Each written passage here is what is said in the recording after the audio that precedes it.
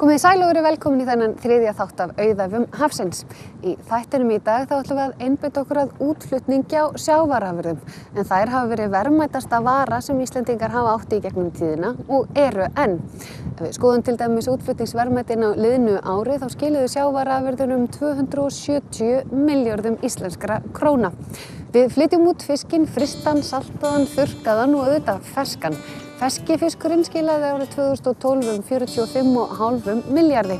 En það það sem við ætlum að einbeita okkur að í þessum þætti. Við ætlum að fylgjast með þorsknum frá því að hann veiddur á Íslandsmiðum og þangað til hann snæddur sem hágæða þorsknakki á frönskum veitingastað.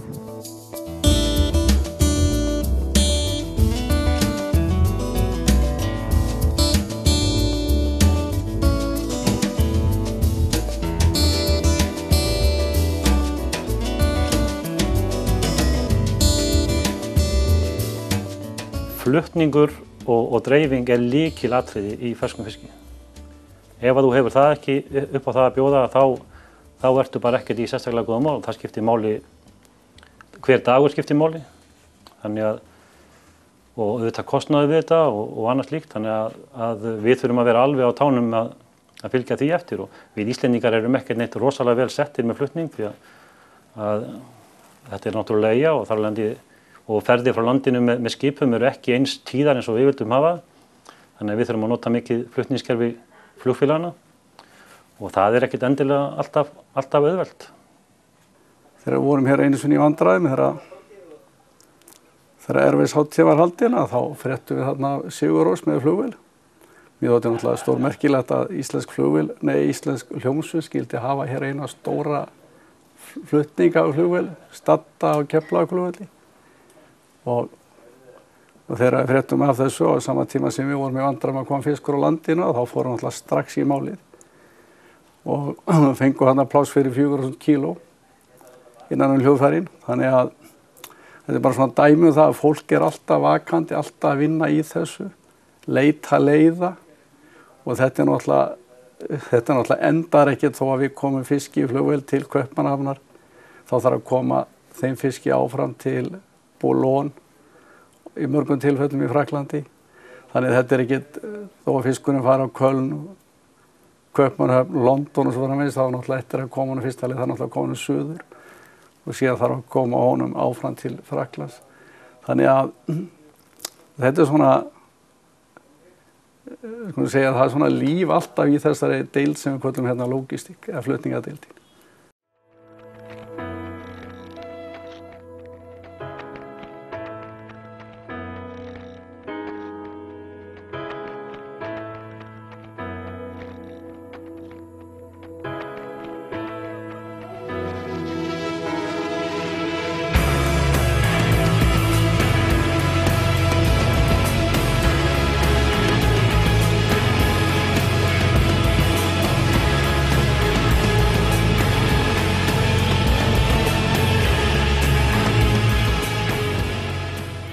Árið 2012 var sjávarútvegur ríflega 42% heildar vöruútflutnings Íslands.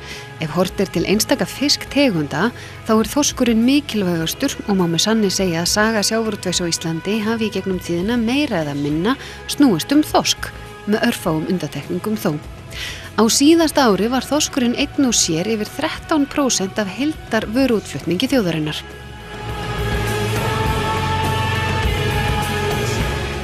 Á Íslandi eru fjölmargar landvinnslur. Hluti af þeirra starfsemi felst meðal annars í því að snyrta og pakka ferskum fiski. Við ætlum að kíkja við í heimsókn hérna í Úa og fá að fylgjast með ferlinu frá því að þorskurinn kemur inn í húsið gegnum flæðilínuna og þangað til hann klár í pakningum til flutnings.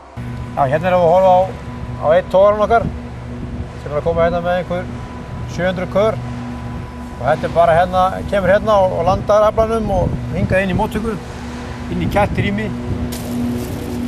Þetta sjáum við þessa elsku. Fáum hann hérna og síðan tökum við hérna bara inn í hérna í hausinuna. Þetta örugglega 4 kíló fiskur. Afskaplega fallegur. Þannig hérna bara inn í sjálfleikum magasíni. Vett hérna upp í körum. Beint inn í hausinuna.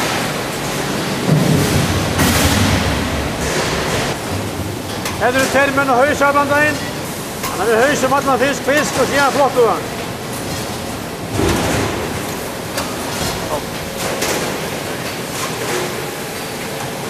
Herru, og svo hann flokkaður. Sjá hérna. Búkurinn flokkaður í 5 stærðir og settur hann í ískrabba.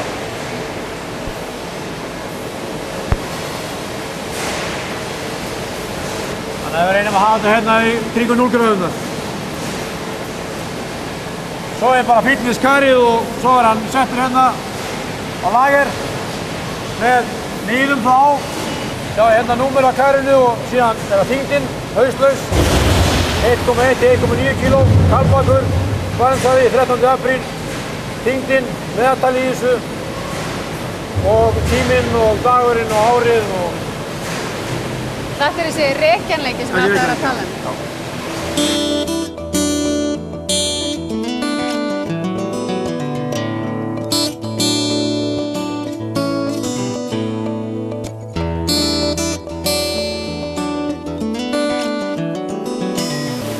Hérna er kæling líka.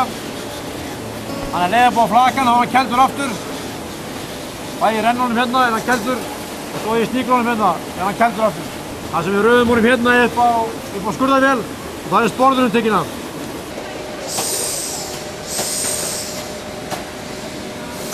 Þá var hann stillt upp bara í hverjum tíma hvað við viljum hafa sporðinn stóran.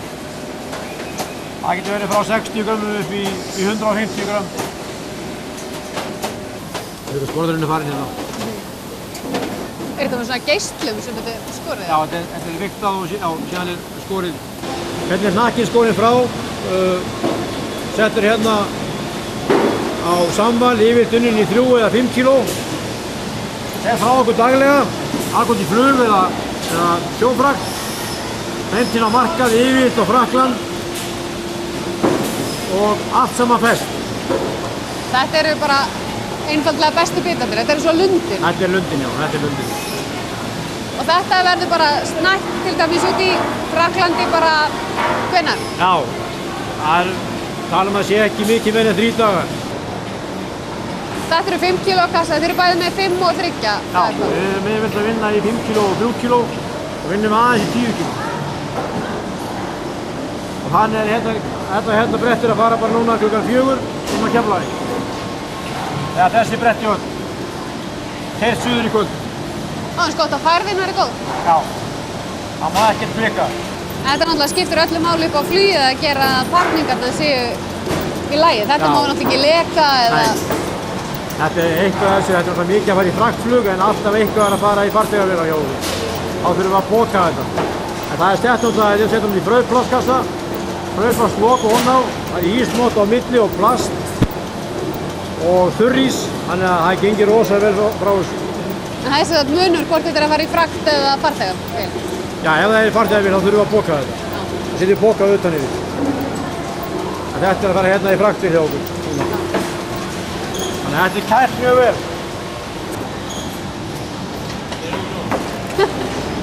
Það var að koma inn hérna og þessi fer bara til Frakklands og við ætlum hvorki meira minna en að bara elta hann þangað og sjá það sem hann er seldur í kjörbúð í Frakklandi. Gjörðu svo vel. Lykilatriði í vöruútflutningi á ferskum fiski er skiljanlega að varan berist neytendum hratt og örugglega. Þá skipta traustar og tíðar samgöngur öllu máli.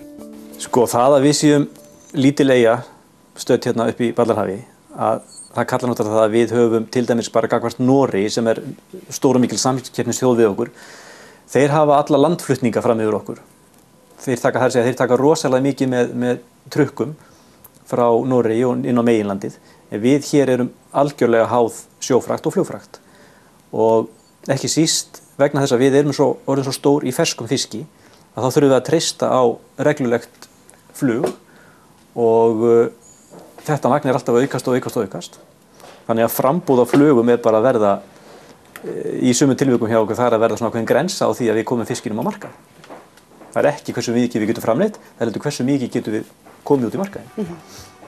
Fraktflutningar hafa skipað töluverðan sess frá upphafi flugs til og frá Íslandi. Síðustu áratugi hafa fraktflutningar vaxið jafnt og þétt í samræmi við eftirspurn, bæði með farþegaflugvélum og sér fraktflugvélum. Mikael Gretarsson, forstöðumaður útflutnings hjá Icelandair Cargo, segir eftirspurnina við kemur útflutningshliðinni mega stærstum hluta rekja til útflutnings á ferskum fiski. Ég held að heildarútflutningur út úr Keflavíkurflugvelli sé í kringum 25.000 tonn núna.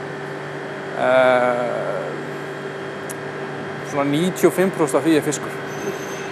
Og hitt svona fiskiðnaðar vélar og eitthvað mikið tengt sjávarútvegur. Hvernig byrjaði þetta allt saman? Þetta byrjaði fyrir mörgum áratugum síðan. Og þetta tengdist mjög mikið í rauninni leiðakerfi loftleiða í gamla daga á Flugfélags Íslands. Og byrjaði örugglega ekki á 7. áratugnum þegar ákveðnir frumkvöðlar hérna á Suðvesturhorninu og Suðurnesjunum byrjaði að koma upp á flugvöll og öskra á hlaðmenn hvort þeir mætti ekki henda nokkrum fiskikössum um borð í vélarnar. Og þá voru hlutundir öðruvísi og hafa þróast mikið síðan. Þetta iðnaður sem voru náttúrulega mjög stór og ennþá mikil í þróun. En þá var þetta svolítið heimilislegt, hvernig var þetta? Já, þau gerðu það bara sjálfur, var það ekki? Já, þú mátt hlaða um borð og hendu kassunum sjálfur um borð. Þetta er svolítið flóknara núna. Einhverju hafa nú talað örugglega vera bilun að það fara að flytja ferskan fisk með flugi. Getur maður ímyndað sér? Já, kannski þá, en núna þetta náttúrulega bara merki gæði og mikinn ferskleika. Í þessum bransa þá það er ekkert pláss fyrir mistök. Þú verður að vera með gæðin fullkomin fyrir kunnan. Sumir gera meiri kröfur á gæði heldur en aðrir. Já, Ísland er algjörlega sérstakt í þessum svona ferska fiski. Við höfum verið alveg leiðandi í þessu á heimsmælikvarða og við höfum langt framar öðrum fiskveiðiþjóðum eins og Noregi, Alaska og svo framvegis. Þau eru langt fyrir aftan okkur í vinnslu og flutningi og sölu á ferskum afurðum í rauninni og erum mikið að horfa til okkar hvernig við gerum hlutina. Ástæðan fyrir því er náttúrulega fyrst og fremst Keflavíkurflugvöllur og leiðakerfi Icelandair. Það hefur verið lykillinn að opna og þróa þessa þróun á Íslandi í ferskis landvinnslu og afurðum. Þannig að framtíðin, hvernig sér þetta fyrir þér? Þróunin hefur verið sú að það er alltaf fleiri og fleiri landvinnslur á Íslandi að fara í ferskt og það hefur verið mikill meðvindur með okkur í fersku og við erum með framúrskarandi vöru á heimsmælikvarða og eftirspurnin held ég bara eftir að aukast með árunum. Þannig að þið haldið bara áfram að fylla vélarnar af ferðamönnum og fisk? Vonandi.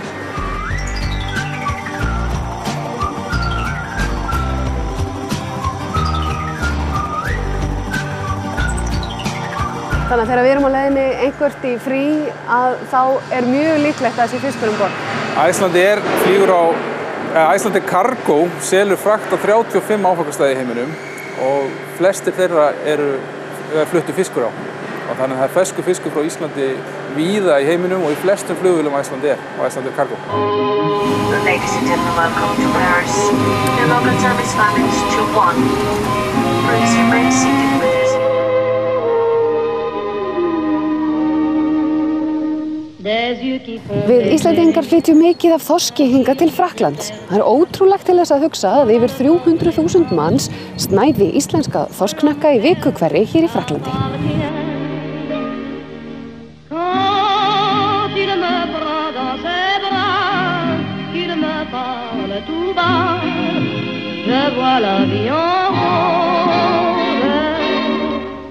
Það er mjög góð og mikil hefð fyrir neyslu á hvítfiski í Frakklandi og stórmarkaðirnir þar hafa verið duglegir þegar þeir sjá tækifæri til þess að fá þessa vöru og geta boðið hana reglulega.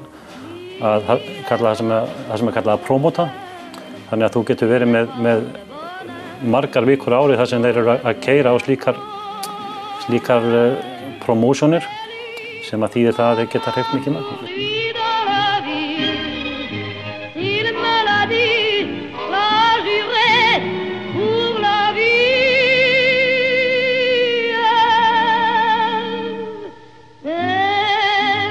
Hér í Boulogne-sur-Mer í norður Frakklandi er fyrsti og jafnframt stærsti fiskmarkaður Frakka. Bærinn er mjög miðsvæðis og aðeins hálftíma lestarferð yfir til Englands. Hingað hreinlega flæðir fiskur úr öllum áttum, meðal annars frá Íslandi. Hann kemur með flugi, bátum, bílum og lestum og héðan er fisknum síðan dreift í verslanir og veitingahús allt Frakkland.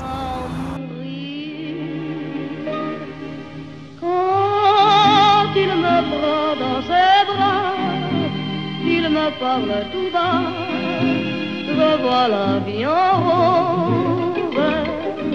Il me dit des mots d'amour, l'amour de tous les Við erum hérna á hafnarsvæðinu í Boulogne-sur-Mer. Klukkan 6 að morgni til og við erum bíða eftir því að fiskurinn berist hingað. Við ætlum að fræðast aðeins það hvernig svona ferðamáti fisksins frá Íslandi.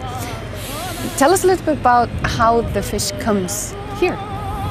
The fish leaves Iceland to go on the plane, and the planes arrive in England from different airports, so or Heathrow or Gatwick, and sometimes in Belgium as well, in Liège, and then the truck just drives and come in Boulogne-sur-Mer.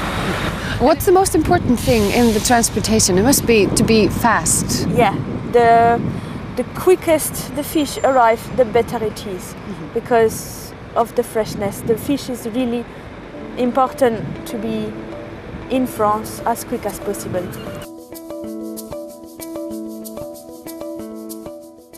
Kúnninn getur líka nýtt sér þær aðstæður að ef það eru senkanir á fiski vegna þess að það slemmt veður á milli Íslands og Evrópu og skipin tefjast þess vegna, að þá notar hann það oft sem ástæðu til þess að afpanta eða krefjast lækkunar á verði eða vill ekki kaupa eins mikið og annað slíkt. Þannig að þetta veðrið hefur gríðarlega mikið að segja. Þetta ekki eins og að kaupa dósavöru eða kaffipakka eða eitthvað svoleiðis. Að þú verður að vera á réttum tíma með vöruna í réttum magni og þá nýtur þú góðs af því. You told me you used to work in the beer factory and it was a little bit different even though it was export and import a lot. Yeah, it's the same. It's the same import and export. The only factor is changing is time factor, because we need to be really quick for the fish to arrive. If the truck is blocked with beer for 3 days in the snow, it doesn't matter. Your beer will be cold when you arrive, and you still have the best before date 6 months minimum. Yeah. But the fish 3 days in the snow, that's bad.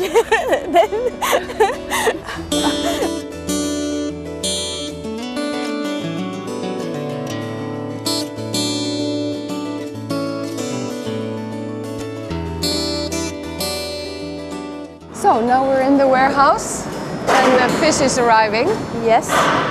The Icelandic cod. Icelandic cod, yeah. And where is this fish, for example, going? It's going to west of France this afternoon. It's going to leave around 2 o'clock and going to be in the west of France for late tonight. So it's this being offloaded here for a little while? Yeah, just waiting because all the delivery doesn't arrive at the same time. So like that we can put everything and one truck is gonna go. But it's really early morning. Why is it important to do it this early? Like that the customer can get their fish early, and then the supermarket get delivered early, and then people who go to the supermarket have fresh fish in the morning.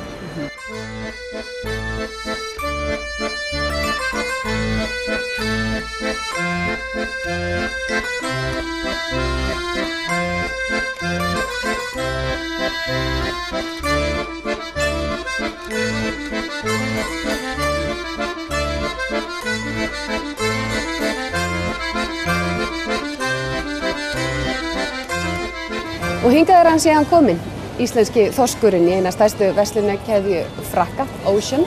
Og hér hann á tilboði, hér að minnstakosti í París í 5 kílóa öskjum, en svo líka hægt að fá hann í borðinu svona eins og venjulega. En það kannski svolítið táknrænt að sjá bleika fiskinn hérna við hliðina, helsta keppinaut íslenska þorsksins. Fiskur, við erum alltaf að tala um þorskinn okkar og segja sem við erum að veiða einhvern 200.000 tonna á tæplega. Menn að veiða 1 milljón í Barentshafi og menn að veiða 100.000 tonn í Baltic og Eystrasaltinu og 200.000 tonn við Alaska. Þar fyrir utan verið að veiða einhverja 1 milljón tonna Alaska ufsa sem hvítur, og svo ertu með þá einhverjar 3 milljón tonna rauðum fiski. Þannig ef við leggur allt saman þá erum við náttúrulega bara eitthvað 1-2% af þessu. Og markaðurinn reyndar er kannski ekki allt of stór fyrir hvítan fisk, það er að segja að það er fyrst og fremst Evrópa og að hluta til hluta til Kína, en meðan rauði fiskurinn miklu algengari, þar að segja laxinn að fara út allt, það stærri markaði fyrir lax í Kína heldur en þorsk, það stærri markaði fyrir lax í Rússlandi heldur en þorsk, svo framvegis. Þorskur hefur lækkað 30% í verði núna á einu ári, meðan að lax hefur hækkað 25%. Þannig að einn af okkar stærri kúnnum, Ocean í Frakklandi, sem er stór súpermarkaður þar, að þeir óskuðu eftir því við okkur hvort að við varum tilbúinir að skoða að fara í að selja á sérstöku verði kassa, heila kassa, pakkaða þar sem að kunnin getur komið inn í verslunina og kaupið sér annarkvort 3 eða 5 kíló af fiski. En kunnin samfærði okkur það að þetta hefði verið reynt í laxi og hefði gefist vel og hann hafði traust á því að við gætum hugsanlega afhent vöruna á þeim gæðum í því magni sem að þeir þurftu til þess að láta þetta ganga.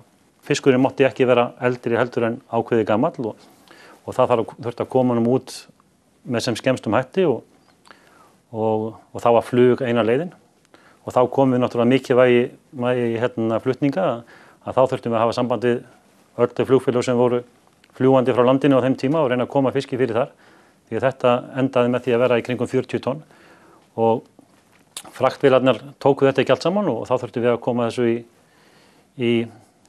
á hérna ýmsu áfangastæði Icelandair og WOW Air um Evrópu og það var slagur en tókst og varan kom til Gunnars og hún seldist í miklu magni og þetta gekk allt saman frábærlega og var bara mikið ævintýri og ég sé fram á það að það verður meira gert af þessu.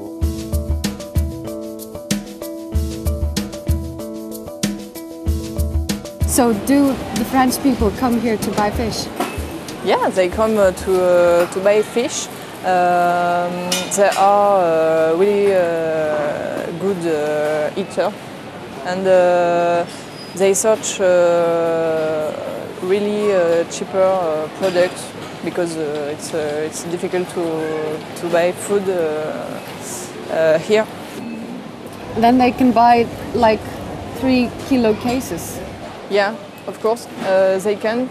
So it's a promotion. We don't have this format all the time, and it's really attractive because the price is more interesting than in normal time, and there is a lot of people who come to buy a case. So the price is very important. Yeah. Frakkar kaupa langmest allra þjóða ferskum þorskflökum frá Íslandi eða helmingi meira en Bretar sem þar koma á eftir. Segja má að þeir hafi skipst á sætum frá árinu 2008. So, to start with, tell me a little bit about your work. I'm working for Ella Food Company, which is an international company.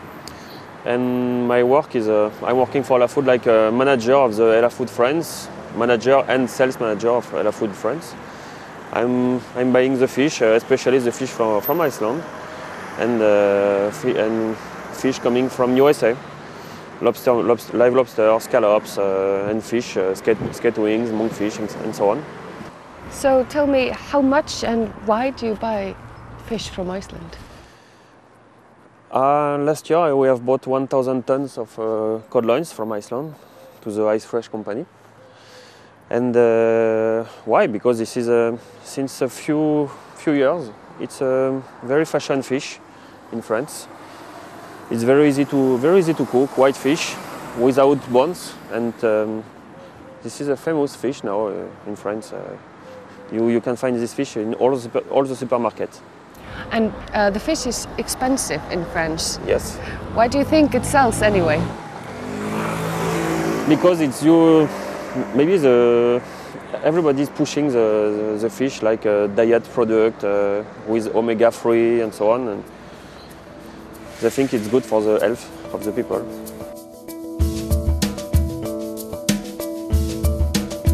Það sem alltaf að verða svona háværur og háværur, það sjálfbærni og það náttúrulega stöndum við mjög framalega, en ég heldur reyndar að það verða að segjast að við erum ekkert sérstaklega góð í því að svona gera okkur sjáanleg og hafa hátt og standa saman. Þar til dæmis normenn eru mun öflugri í þessu með varðandi ríkisstyrki og þarna eigum við og megum og þurfum að sækja fram og láta bara meira af okkur kveða. Vegna þess að við erum með svo margt annað sem engin annar hefur. Af hverju kýstu að starfa á þessum vettvangi? Ég datt inn í þetta fyrir núna rúmlega 20 ára síðan og ég hef alltaf sagt þegar svo dagur kemur ég ekki gaman að því sem ég geri þá hætti ég, en nú ég komin á 3. áratug.